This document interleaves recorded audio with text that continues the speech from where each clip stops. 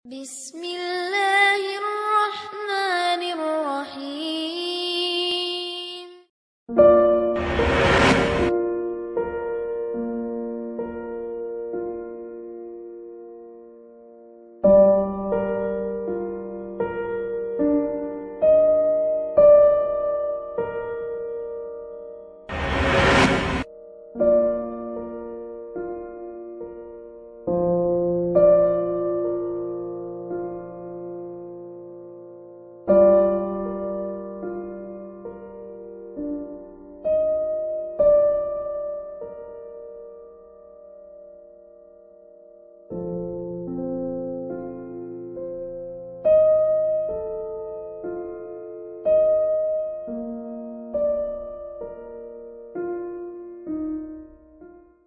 Alhamdulillahirabbil alamin. Wassalatu wassalamu ala Rasulillah, amma ba'd. Sebelum kami memulai kisah ini yang kami dapatkan dari buku Api Sejarah jilid kedua, kami ingin menjelaskan kepada kalian bahwa dosa besar polisi dalam kisah ini sebenarnya diawali dari kesalahpahaman polisi terhadap ulama. Kesalahpahaman ini berakar dari kebodohan dan kegagalan dari kurangnya memahami realitas politik yang terjadi pada masa itu. Seandainya para polisi memahami politik nasional, maka tidak akan terjadi adu domba antara aparat pribumi dengan ulama.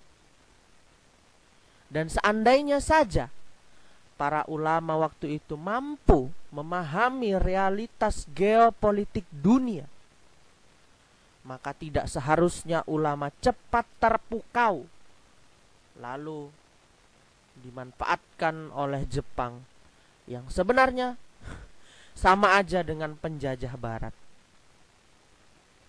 Maka pemirsa akhir zaman, menjadi penting hari ini kita kembali mempelajari sejarah untuk memahami geopolitik global, agar tidak terjebak dalam kehancuran akidah dan bangsa. Dialah Male Wiranata Kusuma yang telah mengaku merasa menyesal seumur hidup.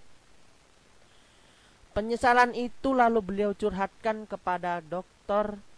Kiai Haji EZ Mutakin, Rektor Unisba, dan bertanya-tanya tentang taubatan nasuha yang sebenar-benarnya kepada mantan santri pesantren Sukamana. Sampai segitunya.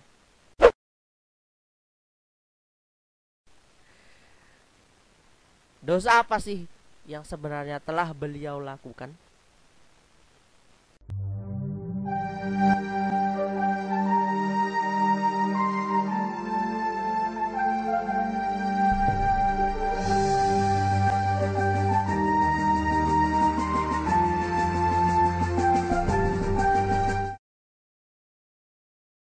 Oke, kita harus mulai cerita panjangnya ini dari pintarnya kependudukan Jepang di Nusantara.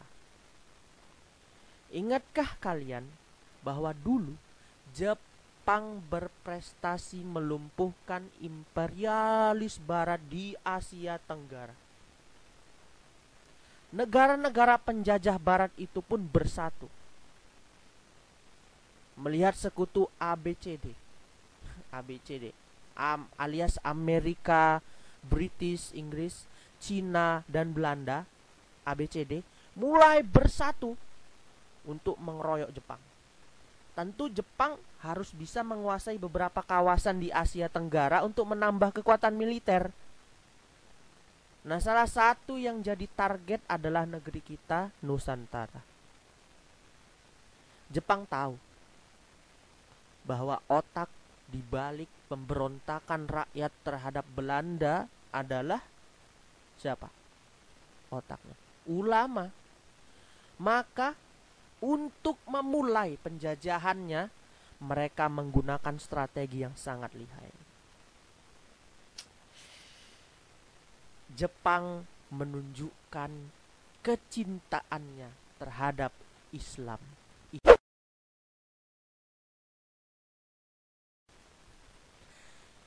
Awalnya Jepang menunjukkan kedekatannya dengan Islam.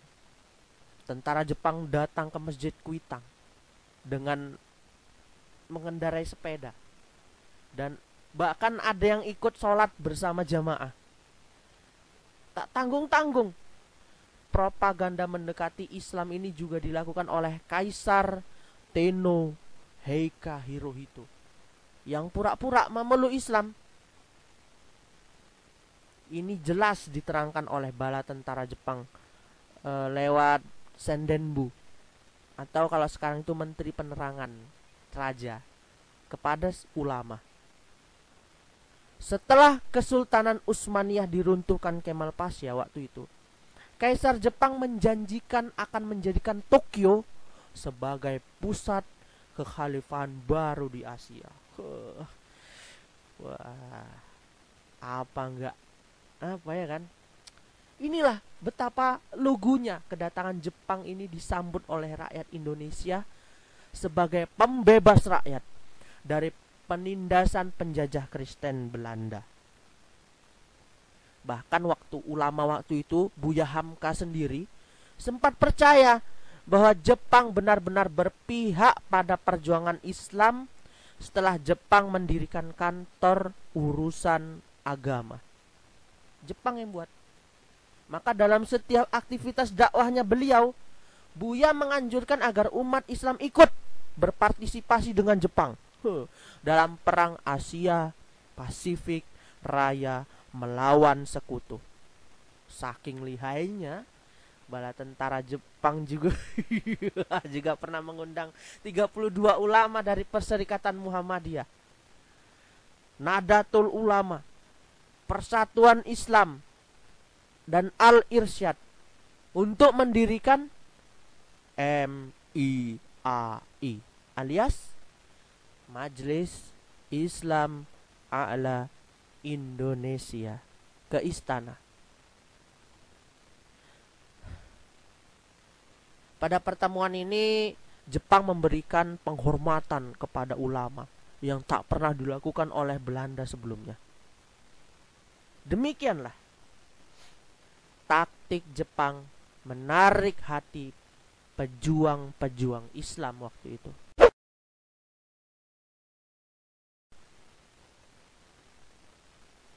Ulama membantu Jepang melawan Belanda.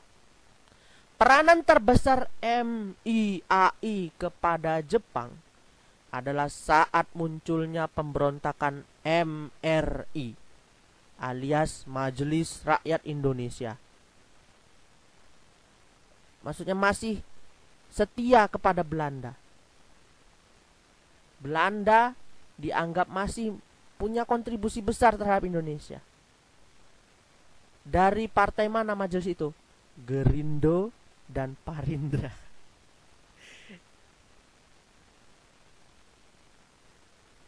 Mereka menyebarkan selebaran yang menganjurkan rakyat Indonesia untuk setia kepada Belanda. MIAI pun memberi fatwa larangan kepada umat Islam. Jika ikut perang membela Belanda, maka matinya itu tidak termasuk mati syahid. Dari sini ada hikmah dari kedatangan Jepang, bahwa ulama kita sadar tentang betapa bodohnya berebut ceker ayam berdebat masalah furu'iyah seperti perbuatan mereka saat penjajahan Belanda dulu. Mereka di masa Jepang sekarang bersatu, telah mengerti pentingnya melawan sekutu bersama untuk kepada Kristen penjajah imperialis Barat, ABCD itu tadi. Inilah mengapa nggak salah dalam menempatkan ulama sebagai pelopor penggerak umat yang diarahkan sesuai keinginannya Jepang. Sempat pula Jenderal Abdul Muniam Inada, namanya pun terlihat Islami, berpakaian layaknya ulama ketika berceramah di acara Maulid Nabi di depan pemuda Islam di Masjid Kuitang, Jayakarta, untuk pembentukan barisan pembela Islam. Waktu itu ulama dilatih untuk jadikan Daidancho atau komandan batalion. Jadi ulama waktu itu udah nggak sekedar pakai sorban, berjanggut, kemudian jubah, tapi bawa samurai. Pada bawa samurai dan senjata-senjata perlengkapan perang lainnya. Selain pernah diminta untuk melakukan ruku ke matahari terbit, walaupun waktu itu ditolak oleh ulama, barisan pembela Islam dulu itu pernah diubah namanya menjadi PETA. Nama Islamnya dihapus jadi PETA, Pembela Tanah Air. Walaupun sebenarnya waktu latihan militer itu materinya termasuk sedikit, dan rata-rata hanya 2 bulan aja, menunjukkan tentara Jepang itu takut bahwa tentara Islam ini nanti malah berbalik menyerang Jepang. Dan memang tentara pribumi sengaja dilatih Jepang hanya untuk persiapan melawan sekutu, pion-pion aja.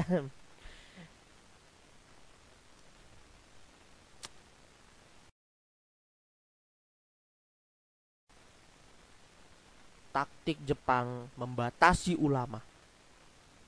Namun jelas sekali bahwa Jepang takut penjajahannya gagal bila gerakan politik umat dimobilisasi oleh ulama, sama seperti kejadian di Belanda dulu.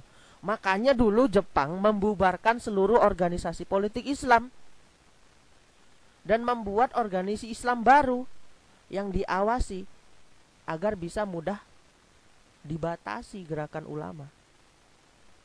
Para ulama waktu itu nggak sadar. Nah, penjajah Jepang juga melakukan divide et impera atau politik pecah belah seperti yang pernah dilakukan Belanda sebelumnya. Caranya apa? Yakni dengan memanfaatkan perbedaan sikap nasional antara kubu Islam dengan kejawen. Dalam menempatkan dua kubu ini untuk saling bertentangan dalam kancah perpolitikan, Jepang memanfaatkan ini agar posisi politiknya selalu di atas. Islam kejawen bertentangan, Jepang selalu di atas sebagai penengah, sebagai pemimpin. Inilah pentolan Islam kejawen pun dijadikan pimpinan dalam setiap organisasi bentukan Jepang itu sebagai pengawas ulama. Hebat kan? Demikianlah pentolan pejuang Islam pusat belum menyadari bahwa Jepang itu sama aja dengan Belanda.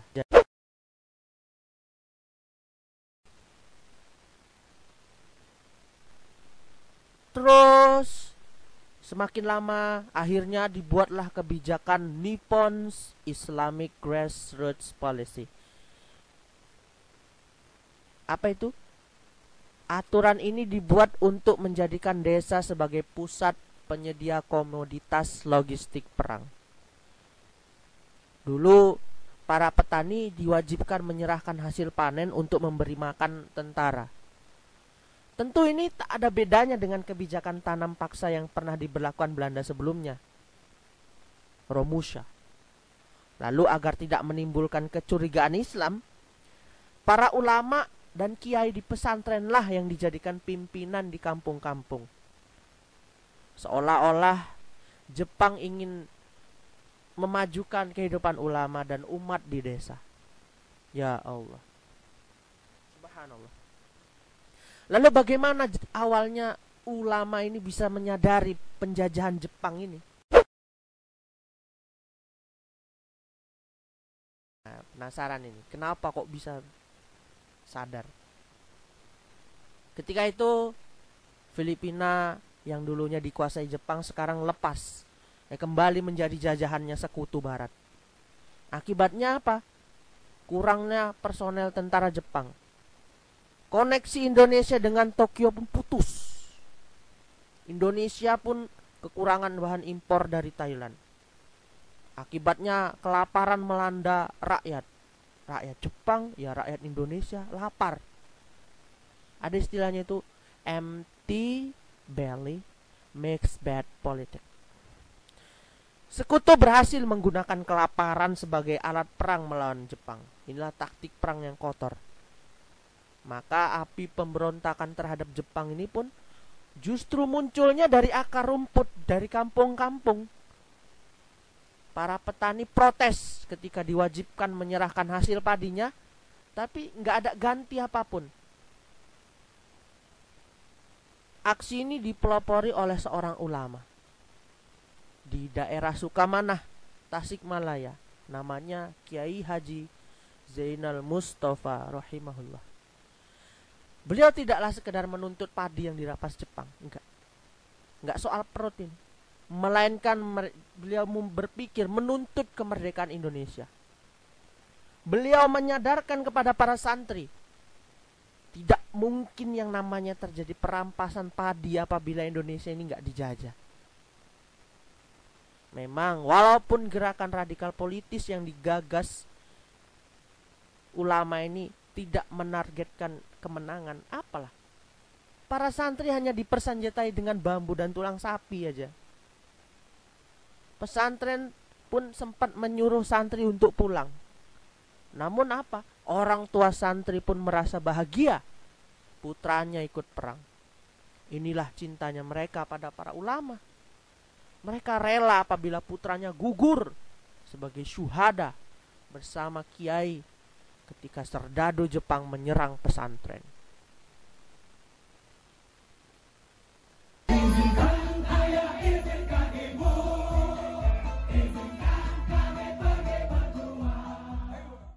Ketika itu 2 prajurit Jepang dibunuh di pesantren. Jepang nggak mungkin memerintahkan tentara peta yang dikomandoi ulama untuk menyerang pesantren. Oleh karena itulah bala tentara Jepang ini memerintahkan polisi pribumi. Polisi, ya ini dia mulai cerita. Pak Male Wiranata Kusuma bercerita bahwa beliau mendapat perintah untuk melawan tentara Amerika Serikat yang turun dengan terjun payung. Katanya waktu itu beliau kabarnya tentara sekutu itu Barat membunuh 2 prajurit Jepang di pesantren Sukamana. Maka perintah itulah yang menjadikan beliau berani menyerang pesantren. Diceritakan beliau itu merasa ibadahnya belum benar, sedih dan menyesal karena membakar pesantren dan membunuh santri. Tak terbayang beliau betapa besar dosanya ketika beliau juga telah memerintahkan anak buahnya untuk menyeret, menyiksa, menyerahkan ulama kepada kompeti. Sehingga akhirnya mahkamah tentara Jepang menjatuhkan hukuman mati kepada Kiai Haji Zainal Mustafa bersama 21 syuhada lainnya. Penyesalan beliau lebih mendalam semakin terasa ketika ulama yang ditangkapnya dulu kini malah ditetapkan sebagai pahlawan nasional. Gak usahlah kita ceritakan bagaimana perangnya. Sedih, kalian baca sendiri aja bukunya. Sebagai penutup, gerakan radikal politis Kiai Haji Zainal Mustafa penganut NU waktu itu memang bisa diselesaikan dalam sehari saja oleh penjajah. Tembak mati, habis. Namun tuntutan revolusi menegakkan negara Islamnya itu, yang ingin kemerdekaan, yang gak bisa dipadamkan hanya sekedar serangan fisik militer. Buktinya apa? Walaupun saat itu media pemberitaan seperti media teknik radio Bandung, Hosokyoku, ataupun surat kabar Cahaya yang dikuasai serdadu Jepang Berita gerakan protes sosial pesantren Sukamanah ini malah menjalar ke pesantren lainnya. Seperti pesantren Loh Bener, Indramayu, dan pesantren NU lainnya di Nusantara. Beginilah cara ulama kita menyadarkan kita untuk menumpas penjajahan. Hidup mulia atau mati syahid. Merdeka. Allahu Akbar.